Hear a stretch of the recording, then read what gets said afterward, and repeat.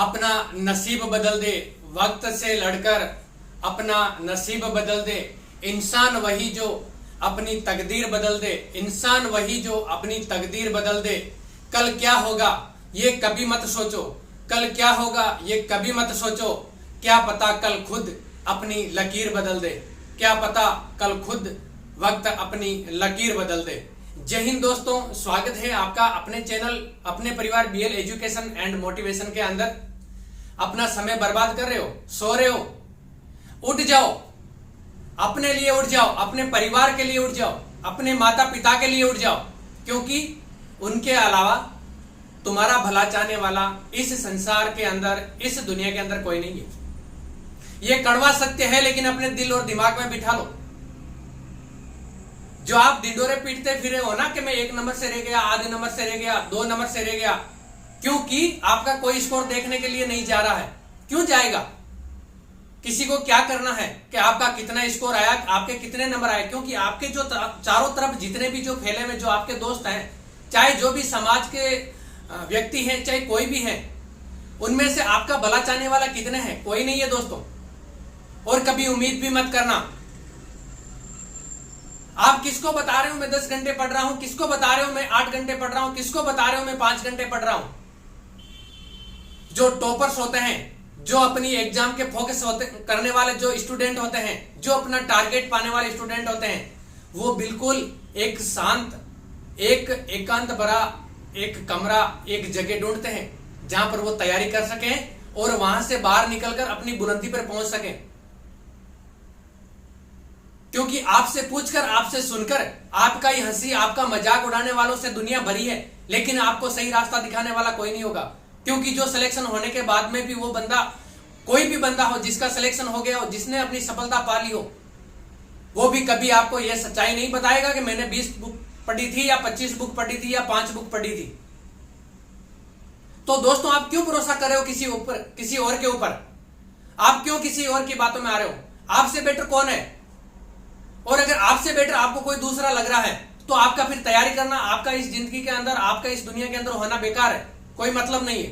क्योंकि आप जब तक अपनी नजर के अंदर अगर बेटर नहीं है, आप अपने आप के अंदर अगर बेटर नहीं है, आप अगर खुद को अपने आप को बेटर अगर नहीं लग रहे हैं, तो दूसरा आपको बेटर क्या समझेगा और क्या आप उसकी बराबरी करेंगे?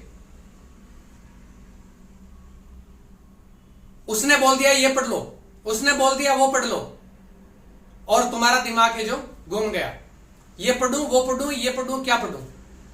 अरे दोस्तों, जब तैयारी खुद से शुरू की है, जब पढ़ना खुद से शुरू किया है, पढ़ना खुद के लिए शुरू किया है, पढ़ना अपने माता पिता के लिए शुरू किया है, तो आप दूसरे जो बता रहे हैं, जो दूसरे बोल रहे हैं, उसकी बातों पे क्यों जा रहे हो?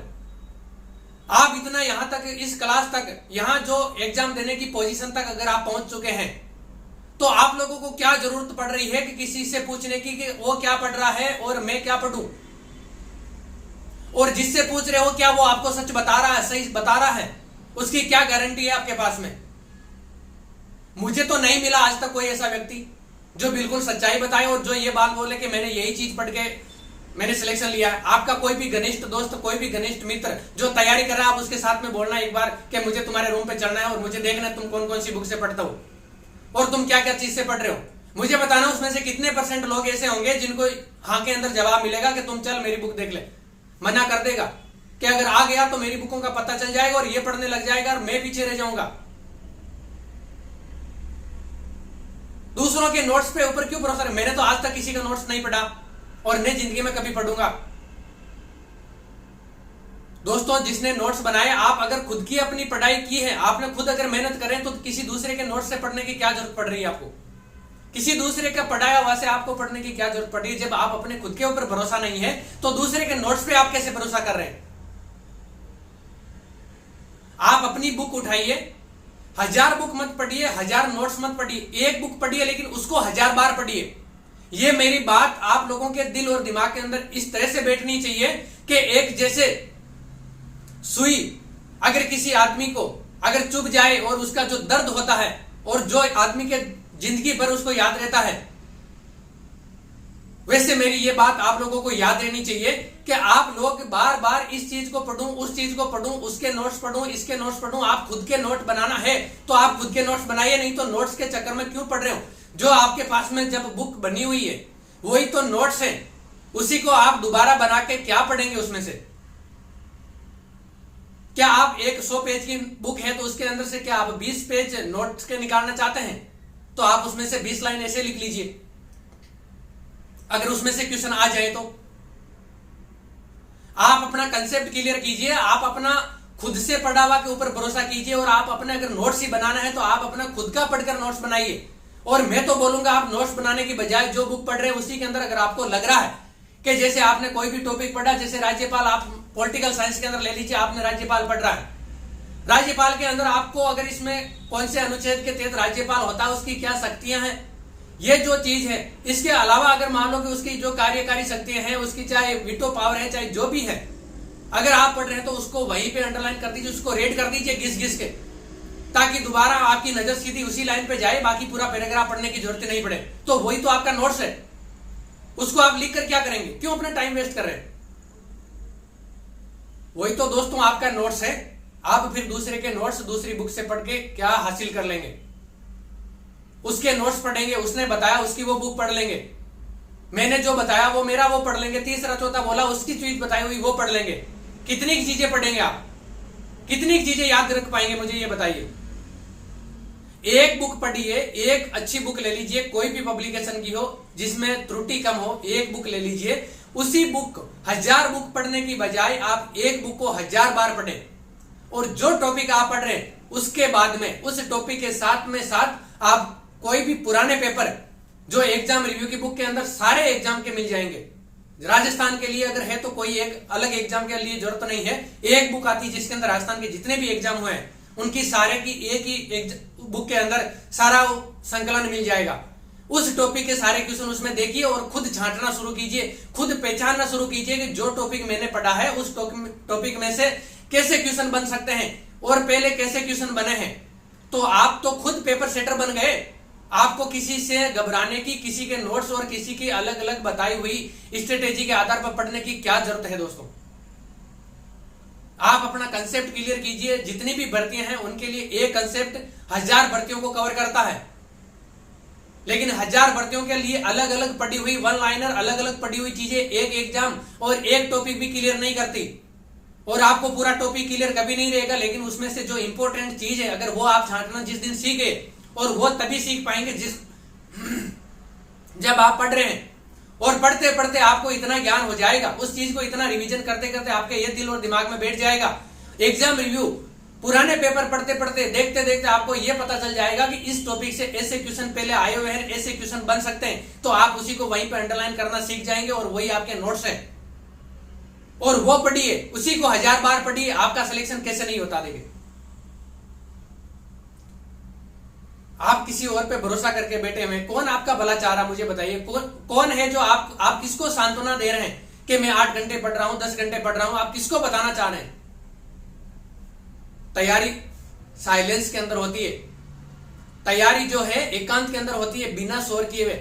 आप शांति से शांत कोने के अंदर बैठ के अपनी तैयारी कीजिए, जो आपकी सफलता वो अपने आप शोर मचा देगी। आपको शोर मचाने की जरूरत नहीं है कि मैंने इतनी बुकें पढ़ी, इतना घंटे पढ़े। वो खुद आपकी सफलता अपने आप बता देगी कि इतने कितने घंटे पढ़ाई किए, इतने कितना पढ़ा है और कितनी बुकें पढ़ी है और क्या क्या पढ़ा।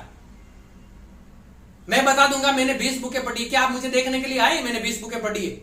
मैंने बोल दिया मैंने ये वाले नोट्स पढ़े, क्या आपकी ये गारंटी है? क्या मैं ये गारंटी आप ले सकते हैं मेरी कि मैं वही नोट्स और वही बुक पढ़ के सिलेक्शन हुआ है? बोली हुई बात पे ही तो भरोसा कर रहे हैं, तो बोली हुई बात पे भरोसा करने की बजाय जो आप खुद कर रहे हैं उस पे ऊपर भरोसा क्यों नहीं कर रहे हैं आप? एक लास्ट का जो स्मार्ट स्टूडेंट होता है उसकी पहचान होती है 2 महीने 3 महीने के अंदर सिलेक्शन लेके चला जाता है। क्यों चला जाता है? क्योंकि वो किसी इतने झंझटों के अंदर नहीं पड़ता दोस्तों, कि उसने बताया ये कर लिया, उसने बताया वो कर लिया, ये भी पढ़ लिया, वो भी पढ़ लिया, ये पढ़ूं वो पढ़ूं, उसके नोट्स पढ़ूं, क्या नहीं पढ़ूं। आपका समय इसी के अंदर ही बर्बाद हो जाएगा। वो एक चीज उठाता है, उस चीज को 1000 बार पढ़ता है। बार बार पढ़ने से अगर एक पत्थर के ऊपर भी अगर एक रस्सी बार बार घिसती है तो उसको भी वो खुरेद देती है, उस पर भी निशान बना देती है। तो ये तो मनुष्य का एक दिमाग है, उस पर ऊपर आप क्या नहीं कर सकते। और जब आपका खुद का अपने ऊपर कंट्रोल नहीं है, आपकी अपनी छोटी छोटी कमजोरियों को आप दूर करने की हिम्मत नहीं रखते, तो इतना बड़ा सपना लेकर चलने के क्या फायदा है दोस्तों? आप अपने आप को क्यों धोखा दे रहे हैं, फिर क्यों अपने परिवार वालों को धोखा दे रहे हैं? कोई भी धंधा करना शुरू कर दीजिए। अगर इतनी कैपेबिलिटी आपके अंदर अगर नहीं है, अपने आप को ऊपर अनुशासन, अपने आप के ऊपर अनुशासन करने का तौर तरीका, इतनी हिम्मत अगर आप लोगों के अंदर नहीं है, खुद पे भरोसा करने की ताकत अगर आप लोगों के अंदर नहीं है, तो आपका ये जिंदगी जीना, आप लोगों का यहां तक पहुंचना, आप लोगों का एग्जाम देना, आप लोगों का टारगेट बनाना सब व्यर्थ है।